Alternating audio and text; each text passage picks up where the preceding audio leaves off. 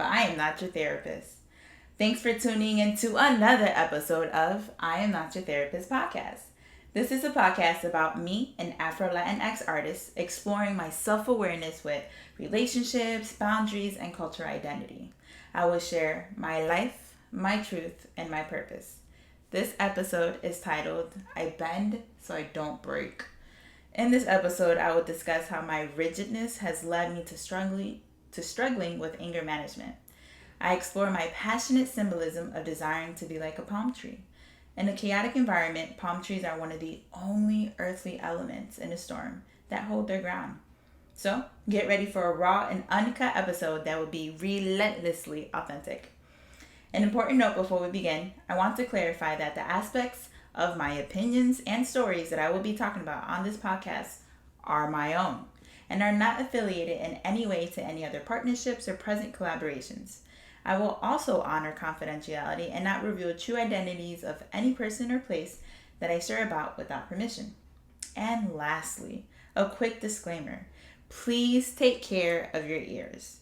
I have a lot of energy and I'm hard of hearing, so I can't tell when I'm being too loud. So adjust your volume accordingly. Let's begin.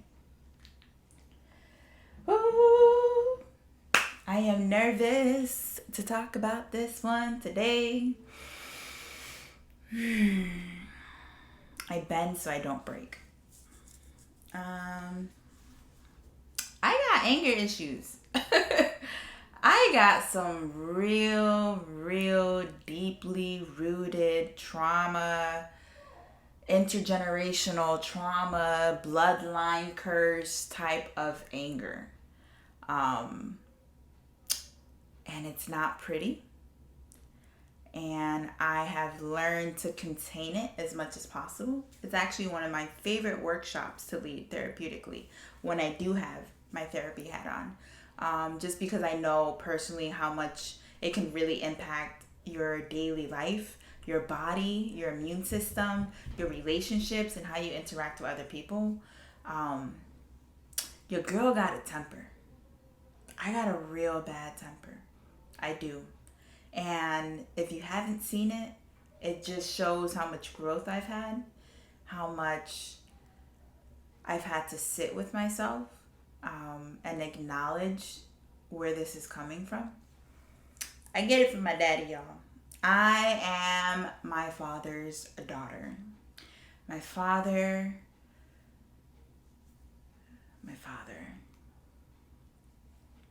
He's got a lot of pride. And I just kind of grew up in a house where like what he said goes.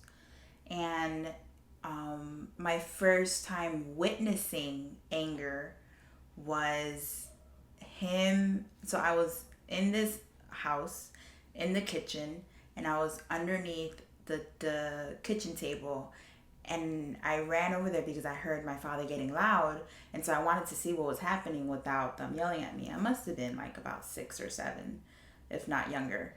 And I just remember that my mom had served him a plate of food, and for whatever reason, he did not want what was on the plate.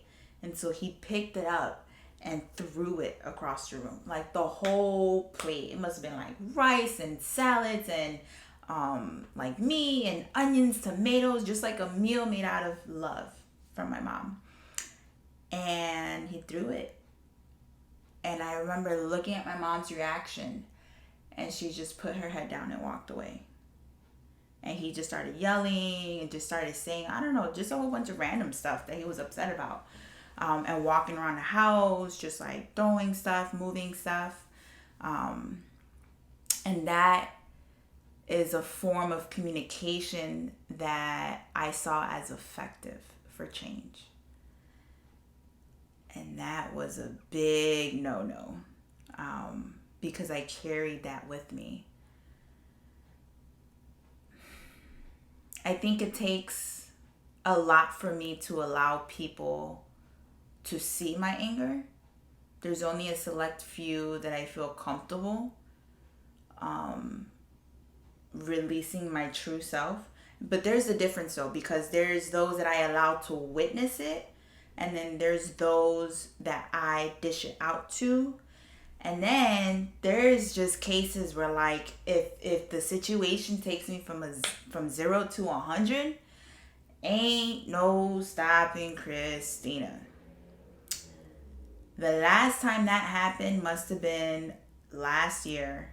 I was with a friend who was going through some really tough times. So I told her, like, let's just get away. Me and her got a hotel, and like everything went wrong with the hotel. Mind you, it was like 2 a.m. at this point, and I had given my car to a valet person through like Spot Hero or something. So I give him my keys. My car is one of my safe places. Like, it helps me escape. It drove me to Miami. It drove me here. It drives me there. It gave me a job. So I don't idolize my car, but I've had a lot of real moments in that car. So I give him the keys. We go to the hotel. We end up leaving. We are on the phone with like customer service to get our money back for the hotel. And I go up to where I left my car. Mind you, an hour or two must have passed. And my car was still at the entrance of this valet, like the parking garage to go up. I'm walking up, I'm turning the corner, and I see that it's there. And the best way that I can describe my anger is that it's like fire begins to rise up within me. And fire comes through my body before my mind. It's definitely a physical reaction for me. And so I go up to the car and I pretend that I'm trying to steal it. So I'm banging on the windows, banging on the roof, trying to grab the handle to see if this valet person is even paying attention, because they should have parked it by now. There's no excuse. And nothing. Does not come out, isn't in the little booth. And so I start yelling, I'm like, hello. And then he comes out and he's like, oh, what's wrong, blah, blah. And I'm just like, why is my car still here? Like, I'm usually very polite. I try to be level. I tried, like, just even thinking about it is getting me upset again. But I was just like, why is my car here? Why is my car still here? Why is it not parked? I'm confused. And he's like, oh, like just some excuse. At that point, I feel the blackout coming over. Of where like now the anger has risen and it's coming up through my vocal cords. And now my process I'm not thinking logically.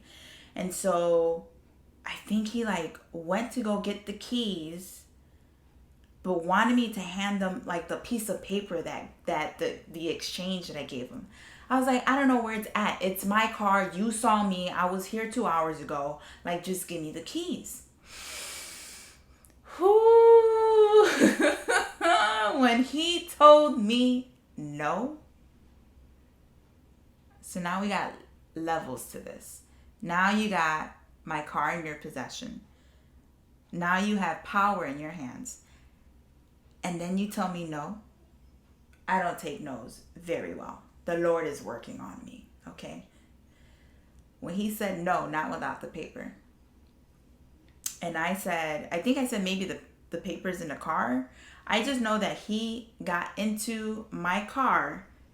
So that made me more angry that he was doing stuff with my car, my thing that I did not give him permission to. So I was feeling violated. And then he got out and he still wouldn't give me the keys.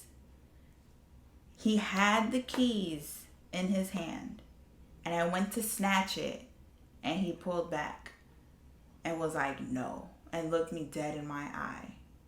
When I tell you, when he turned to walk away, Lord, please don't let me get in trouble legally for this. But when he turned to walk back into the booth, I tell you, I ran full throttle, took a step, and shoved him into the door. I was like, what do you mean, no? At that point, I'm cussing. I'm saying, give me my effing keys. Blah, blah, blah. I'm going to call the cops. No.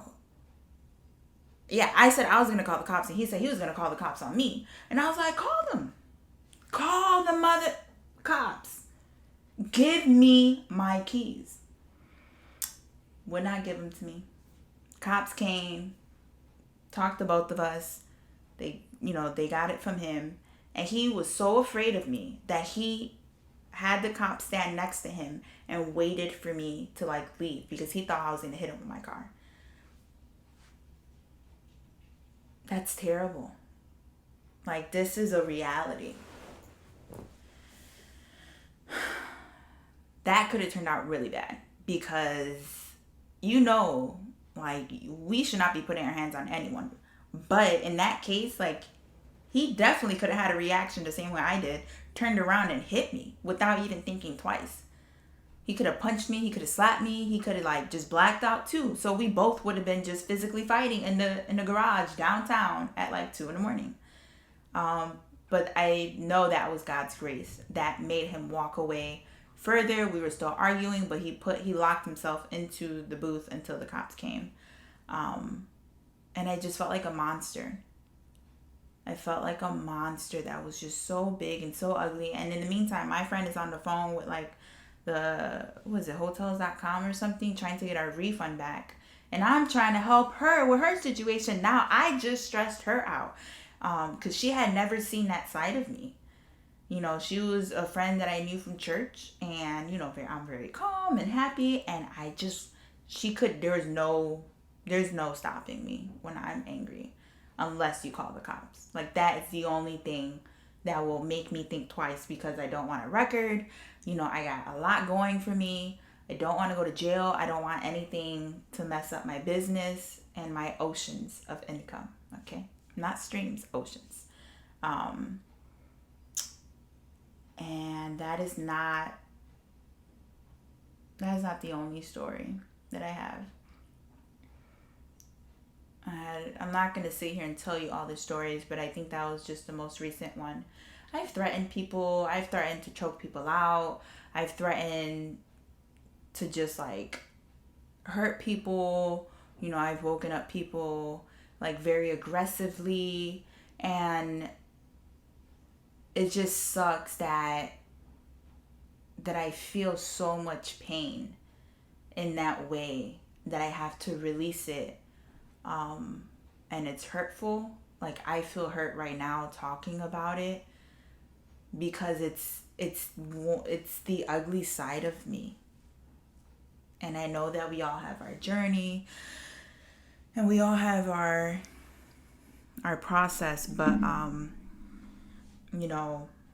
can I blame my dad for my anger issues? No, because I'm a grown woman and we should be able to control our emotions at this age. But I do have to accept that, it's as if it was depression or anxiety or anything that's passed down from, your family, your parents, your grandparents. And I got a lot of men in my family who were angry. And I just so happened to get all of those genes from both sides. But it's when I am that way, I do feel heard. I do feel seen. But it's not pretty because when that anger is turned towards myself, it kind of ties in with the last episode of the type of thoughts that I have. I should be able to control this. I've gone to anger management. I've gone to classes. I've talked about it with my therapist. I think it really helps for me to be so conscious of my body. Right now, I'll give you insight to myself. So I noticed that I'm sitting very still. I'm sitting very upright. I'm trying to talk in a very delicate tone. I literally made some tea for this episode to help me feel just as tranquil as possible while I talk about this.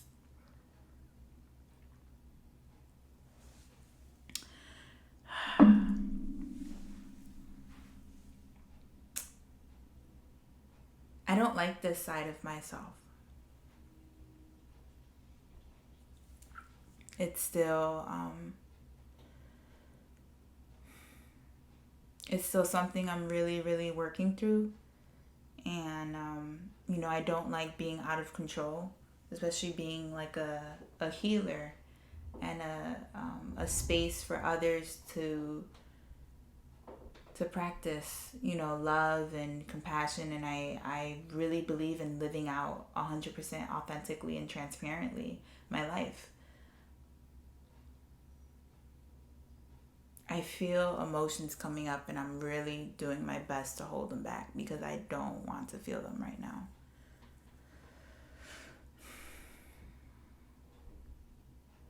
I just came back from Miami, and I took a self-cation that was really focused on healing, sitting with myself, recognizing the things that I've been through this year, and just being really vulnerable, journaling every day, literally going to a space where there was like palm trees and the ocean, and just like, all right, God, help me to release. Let's cry, Christina. I know I'm backed up. I know that my anger comes from backed up emotions. And I don't think that it helps being the stereotype. I've been called both, an angry black woman, an angry Latina, or feisty or spicy. Like people try to play it up. But to the point where I have to physically put my hands on people, like, that's not cool. That's not. Have I had a situation where a man has put their hands on me? Absolutely, I have. But it was my fault because I initiated the aggression. Because I did not feel heard, I did not feel seen. And so I had a relationship where that was the back and forth. It was domestic. But I did initiate it. And so I take 100% ownership of that. I just lost control. I had a lot of things that were out of my control. And so that was one thing I could. And it was safe for me to be able to do that. I had the cops called. I've called the cops. It was very, very challenging. But thank God I have not been in a relationship that evokes that same thing again. And so that's something else that's really important for me to know, is like, who triggers me feeling small, me feeling insignificant, me feeling invalidated, me feeling like my voice does not serve a purpose. I know that is like one of the several things that take me from 0 to 100. Everything else I can kind of feel when it's coming, and I try to stop it. If I feel it, I'll try to redirect it, or I'll literally take myself out of the situation and say, look, I gotta go, or I need to cut this conversation short because I feel myself getting upset. I don't want to say anything that I will regret later on. So please give me a moment to understand what's happening and sit with myself and come back and give you the words to express. Give you the words to express what I'm feeling. And that's like on a really, really good, mature, I've done work, okay? And then you got the other side where I'm just like, cut it. I will cut you off. It's not good.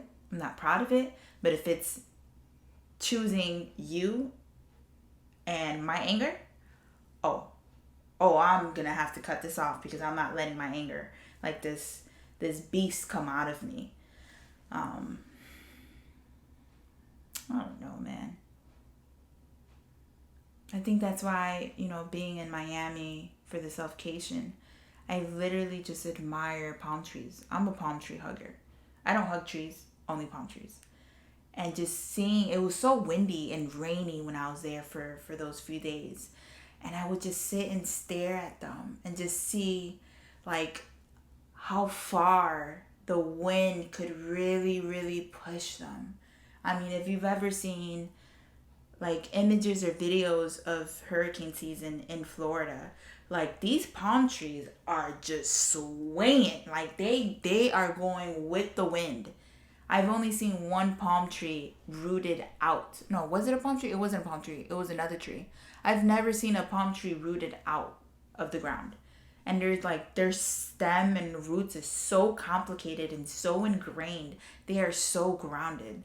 And like that's my prayer over myself, is that I am so grounded in myself, in my faith, in my identity, that no matter what situation, no matter what words, no matter what person comes my way, I can sway, but I will not break. That I will be able to recognize, like, oh, I feel the wind coming. How can I prepare myself to counteract that?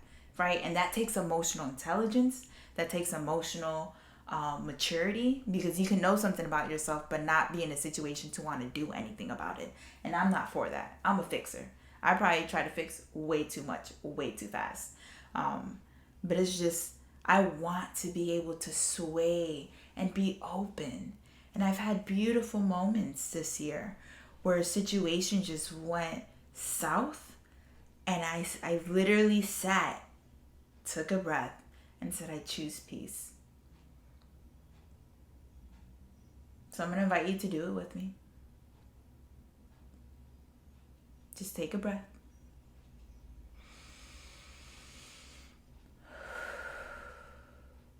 And choose peace.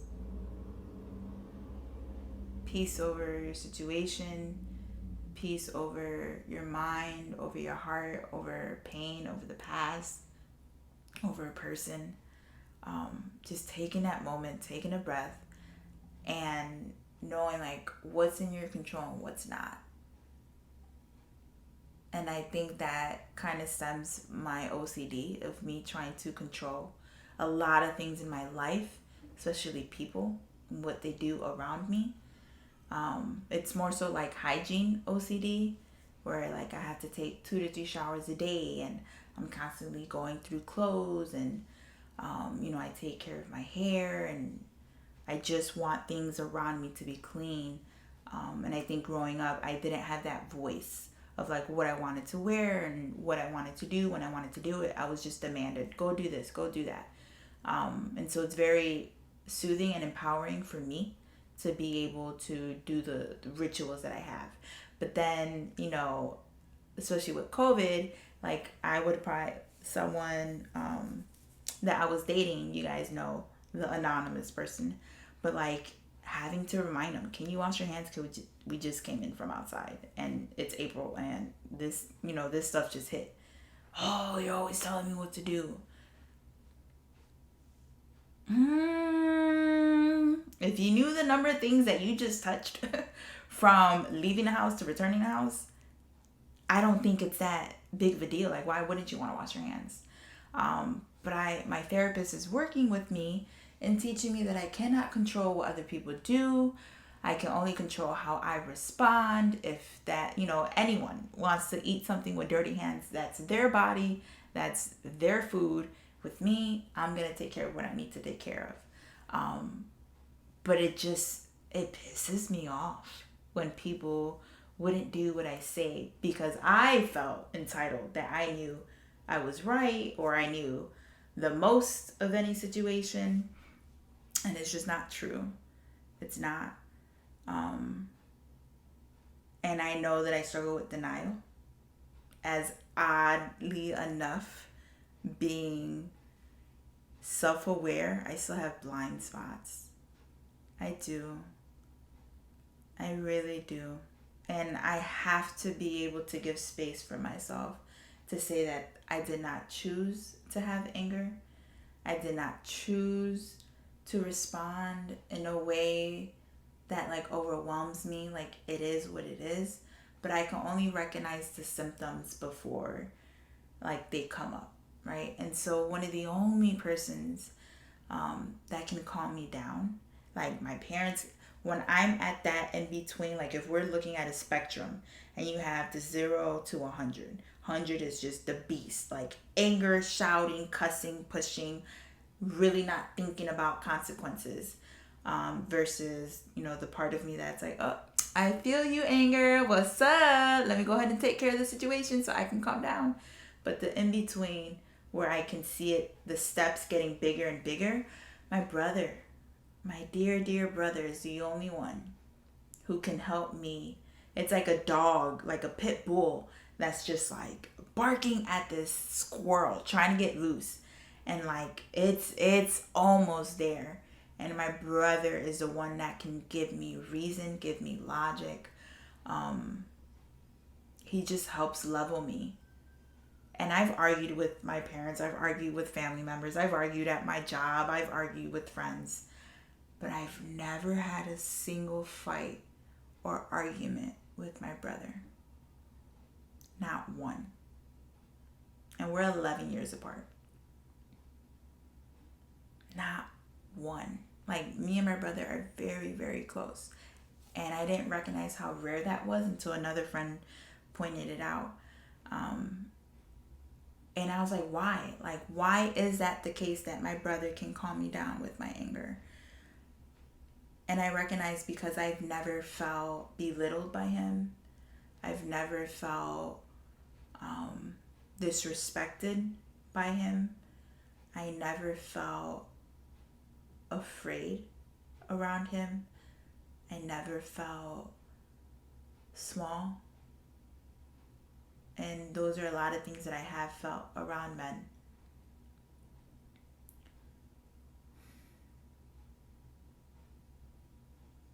One of the last times, before this time, that I was living here, it was post Miami, and I had came back to help my parents. My mother, is disabled, and she needs a lot of care and attention. And I remember being over there, and they were three-weighing me, and I could hear the doctor talking, asking my mom about medication. And my mom was like, oh no, I stopped taking that. And then like they were asking my dad questions, and he just kept repeating himself or just like not answering the question correctly. And I was like, oh no, like their old age. My mom had me at 42. I was like, their old age is kicking in. And so I felt enmeshed. I was still enmeshed with my parents at this point, and guilted for like having to be the baby. I'm the only one who's not married and doesn't have kids, so I have to be the one that steps up and shows up. And so I left my dream. I left 2 years of Miami. I mean, I was struggling there anyway, but the thought of like my parents not eating or them not being taken care for was just too overwhelming. And so I walked away from it. I walked away from the one thing I desired. And I only lasted a few months. And my parents just, weren't making good financial decisions. And so this is where the control started coming back in, and that rigidness of like, I'm not bending, I'm right, you're wrong. And I was just like, why are you guys doing this? There's a better way. You guys shouldn't do this. You guys should do this. And it came down to this one instance. So my mom is paralyzed from the waist down. She's in a wheelchair majority of the day. And she used to be able to walk with a walker, but now she doesn't have balance or anything. And she was laying down. I had just woken up. My niece was like in the sala brushing her hair in my parents' room. I went to say good morning to my mom. I had like my towel, my toothbrush in my hand. And we were talking, and then my dad started spraying the air freshener. And he's like, for like an extended amount of time. And then my mom starts coughing. So now I feel like my mom's safety and health is threatened. I don't care who you are. You could be my father or not. My father and I, because we're so similar, we bump heads. And so he's spraying air freshener. I was like, okay, that's enough. And he stops. He was like, what?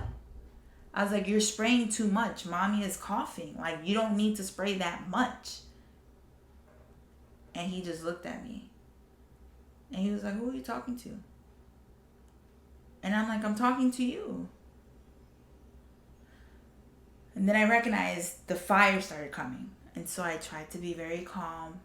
I tried to ground myself. And I redirected what I said. And I was like, Papi, I'm just saying you're spraying a lot. You don't need to spray that much. Mommy was coughing. At that point, he was already gone. Like, his 0 to 100 was like instant. Because he felt like I was talking back. And we were in the hallway. We're going back and forth. And he was like, you're disrespecting me. my father has a very thick, like, Caribbean accent. And I was like, no, I'm not. I'm just saying you don't need to spray that much.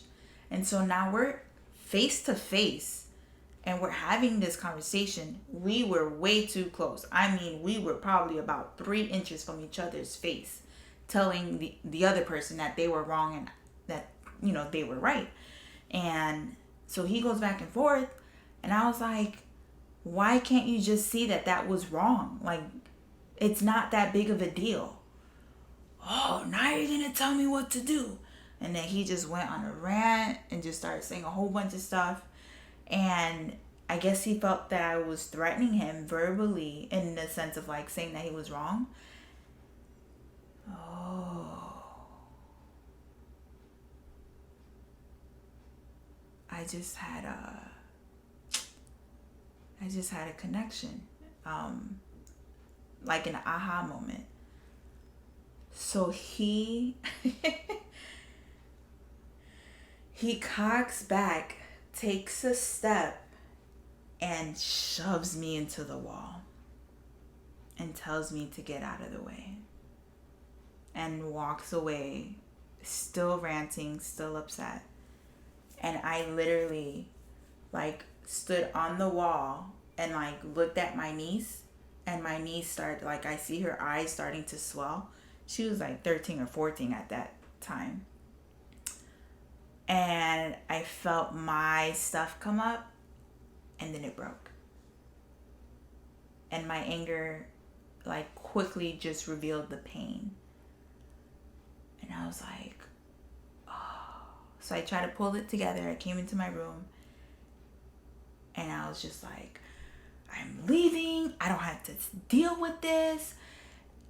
And then it went from there. And then my niece came in. So I put my anger on the side. And I just, like, I remember sitting her down on the bed. And she's crying. I'm consoling her. I was like, Meche, I don't care whatever you experience in life. Don't you ever let a man put their hands on you.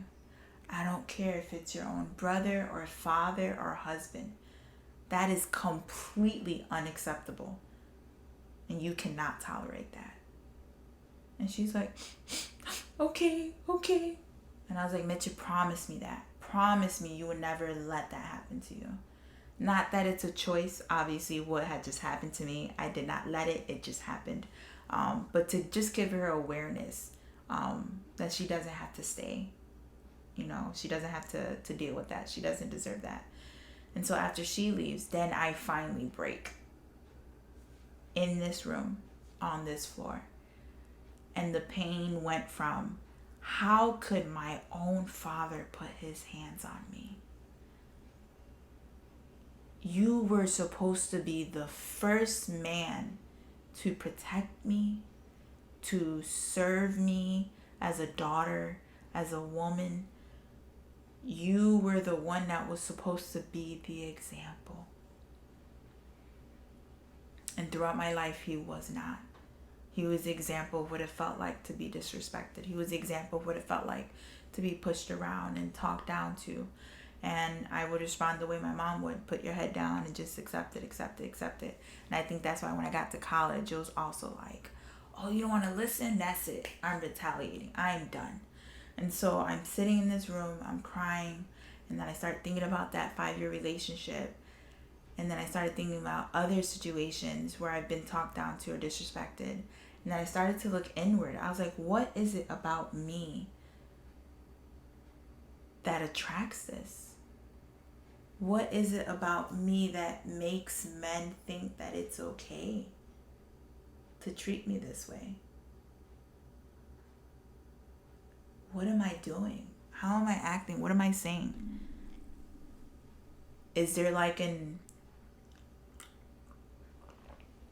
aura around me that says, please taunt me, push me, press my buttons, test me, re-trigger me, and it was a miracle. I was able to move out. My church, that's a whole story I'll talk about in another episode of my relationship with my church, and how God has been such a strong presence. But essentially, I had a very, very beautiful Sunday where people just donated money to help me move out. They didn't know my situation. They didn't know anything. I had just been fired from the Art Institute. That's another episode.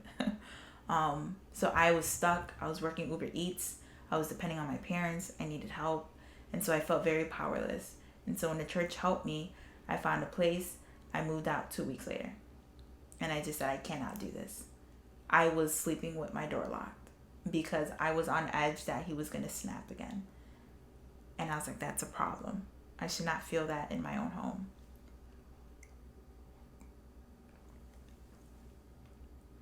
And so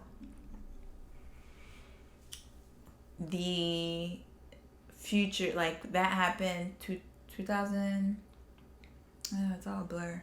2019, like January, February. And from that point forward, I do my best.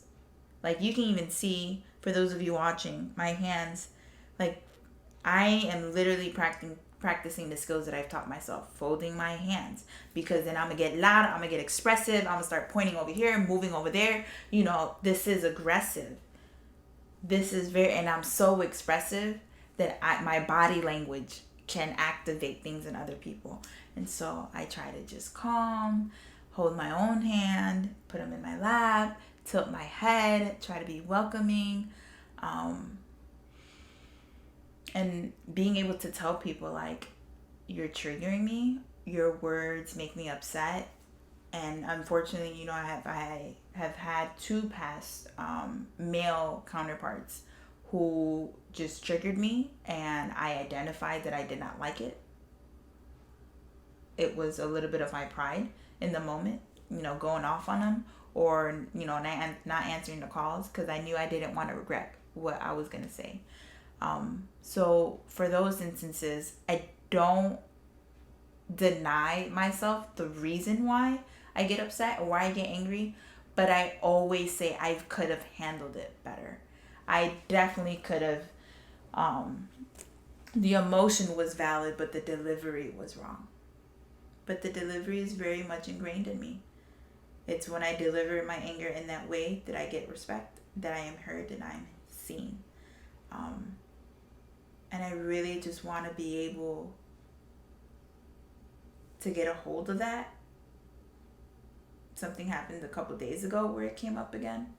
But it's not to the point where, like, people have to call the cops on me, or, like, people have to physically calm me down. But I do get very disrespectful. And it's not right. And I wish I wasn't this feisty. And when all this stuff is, like, channeled toward advocacy, oh, it's beautiful. It's so beautiful. Like, it's passion, it's drive, it's focus, it's desire, it's volume, it's big, it takes up space. This passion. But when it's anger and it's feeling threatened and it's feeling small and it's feeling disrespected, that's the opposite end. And I'm just at a point in my life where I'm not for it. If I have something to say, I'm gonna say it. I'm just not, I don't bite my tongue. But I am gonna be extremely cautious and aware of what I'm saying. But I'm still not perfect. There's a close friend of mine who's a male, and I've disrespected him, like, on numerous occasions, and I'm very grateful that we have been able to, like, overcome. I know that there's a lot of pain in that person for how I've treated them and what I've said, and it's in the moment. Like, it kind of feels like I know the pressure points. Okay, so I'm just going to be very straightforward. When it comes to the male ego, I think of it as like an egg. And it's very delicate. And it's very gentle. And I'm learning, like, what this male ego is. That's another thing I'm learning too.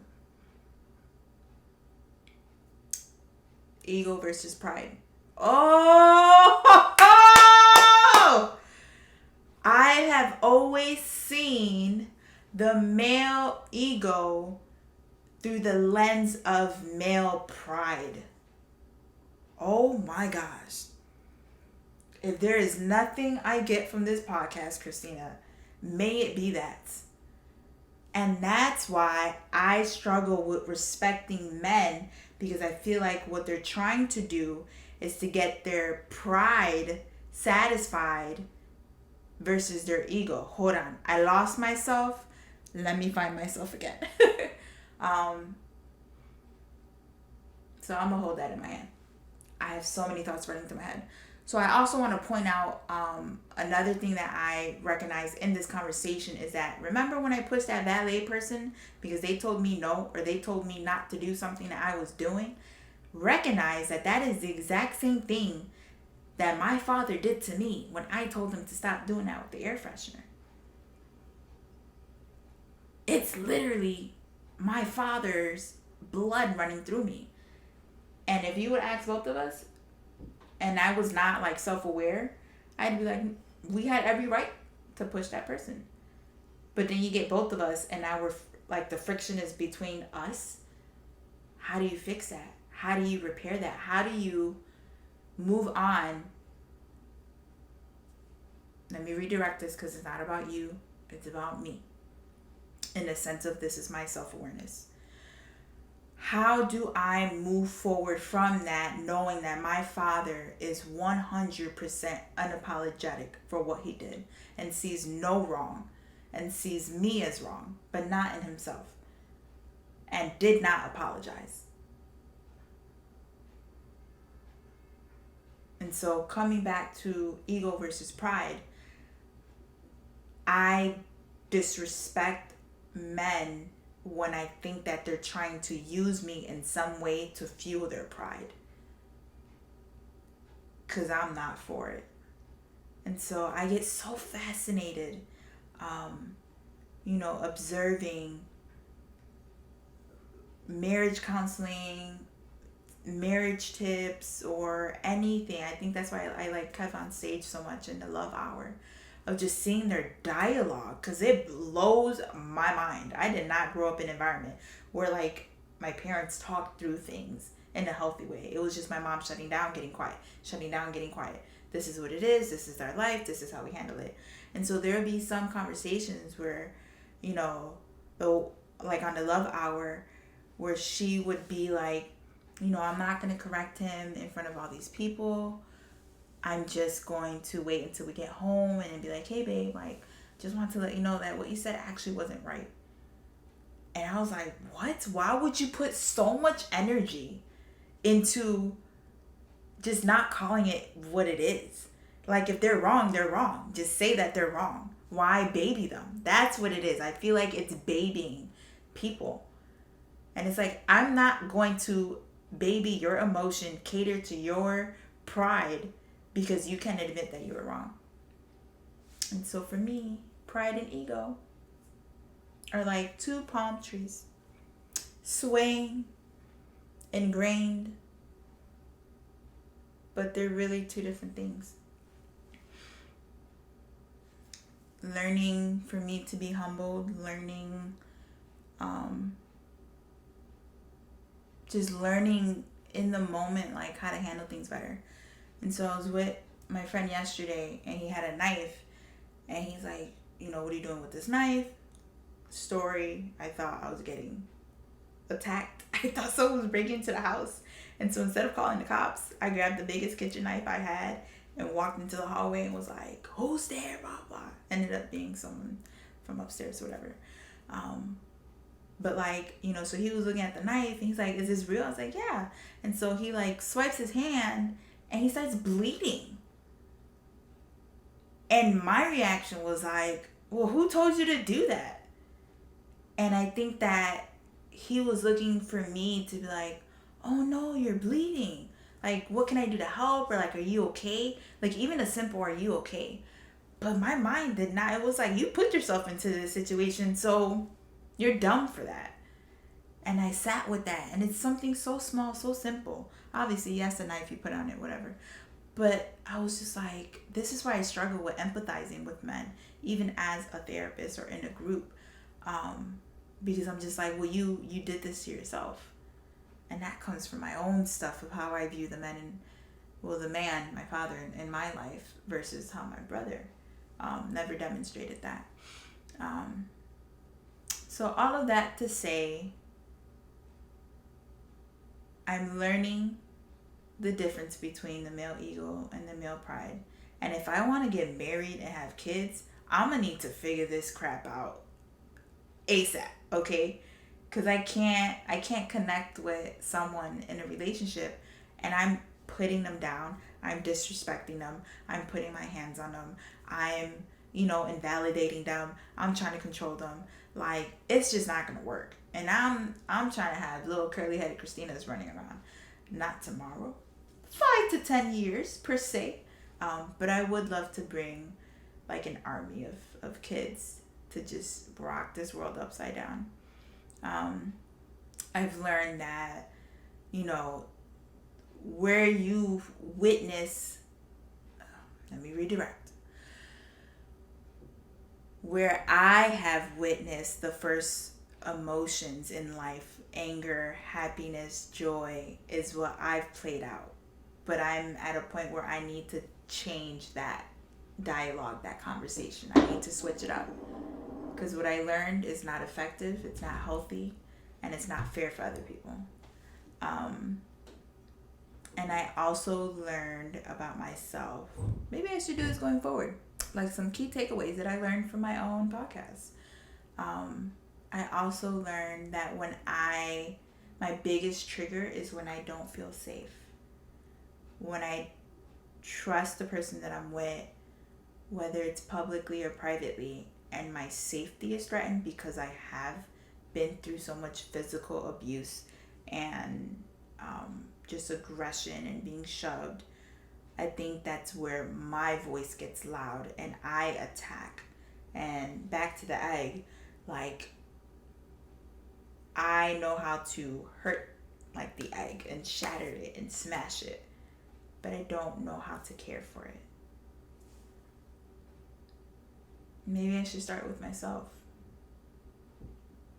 Making I don't know if it's a list. Well, maybe I don't try to fix it, Christina. What if I just I'm already trying to find solutions to things that I just learned about myself. I recognize that I have pride, and we all have an ego, whether you're a male or a woman. The male is a lot different. And I'm just going to sit in it. I'm not even going to try to come up with a treatment plan for myself. As much as I'm fighting, this is it. I acknowledge it and I'm sitting in it. My friend from Florida, Jasmine, her husband, Pueco Skybank, shout out to Pueco and Jasmine, he told me I should get a canvas and just put one dot every day. And I was like, Pueco, I make about 7 pieces at a time. Big pieces. Like, I work big and move and I push and I manipulate the paint. That's how I express myself. And I was like, I would die on the inside if I picked up a brush and put one drop of paint, and then walked away. Like, it makes my stomach upset. But I'm going to try that. Because I think that there's a lot that I can learn using the gifts that God gave me. And just saying, like, everyone struggles with something. And I struggle with a lot of things. And in different seasons, it's going to be different waves. But throughout it all, I want to be so grounded again in myself and my identity and my purpose that, like, I sway with the wind and I can lean into it and flow. And how beautiful the sounds are of leaves rustling against each other. And the strength that it takes to be able to live in this crazy world day to day. it's just chaos everywhere versus chaos inside. And so I promise that to myself, that I will try to be as light, as peaceful, as centered, and to give myself permission to maybe lean like the palm tree when the hurricane and the winds and the rain is coming, but to know that the hurricane doesn't last forever. I would eventually come back upright, and I will have that much more resilient after that. Resilience. Yeah. So thank you for listening to me discover myself even more, being with me on this journey. I've got a lot of feedback, a lot of love, a lot of care from the community. I appreciate you all. Just want to say, like, if there's anything that really resonated with you, let me know. Tell me, like, oh, I felt that. I want to differentiate going forward that, yes, I'm not your therapist. So there's a fine line between sharing and showing up and just saying, hey, I connect with you in that way. I've seen that. I've experienced that. Being Latina, being Black, seeing this, experiencing this. We got a lot of anger. Comes from slavery, comes from a lot of things, comes from oppression. So it makes sense. The only thing I ask of you is to please not ask me of what to do or what to do with your emotions or where to go. I don't have the capacity for it because I'm still in the boat. I cannot give you instructions on how to exit the boat if I'm still trying to discover how I got in the boat. And so that's the boundary I set. But I do want to hear from you. I do want you to engage. Shoot me a message. Like, comment, subscribe, share. If you know anyone who struggles with anger and can really get something from this, please, please, please share this. There's just too much hate in the world. We need more peace, and we can't get that until we sit with ourselves and start to figure out our roots. This has been another episode of I Am Not Your Therapist. Thank you, and I will see you next week. Bye.